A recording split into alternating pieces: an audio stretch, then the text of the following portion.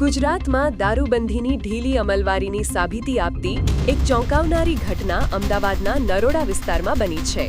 Patrolling દરમિયાન પોલીસે નાના ચિલોડા સર્કલ પાસે દારૂની હેરાફેરી કરી રહેલી બે મહિલા બુટલેગરને પકડી પાડતા બંને મહિલાઓએ બેગમાંથી બિયરના ટીન કાઢીને પોલીસની વાન પર ફેંક્યા હતા। આ બુટલેગર મહિલાઓએ પોલીસને અપશબ્દો પણ કહ્યા હતા અને ખુલ્લેઆમ દારૂબંધીના કાયદાનો ભંગ કર્યો હતો। પોલીસે રસ્તા પરથી બિયરના ટીનને પુરાવા તરીકે એકઠા કરીને બંને મહિલા બુટલેગર સામે કાયદેસરની કાર્યવાહી શરૂ કરી છે। આ ઘટનાથી પોલીસની દારૂબંધીની કડક અમલવારી કરાવવાની ક્ષમતા પર સવાલો ઊભા થયા છે।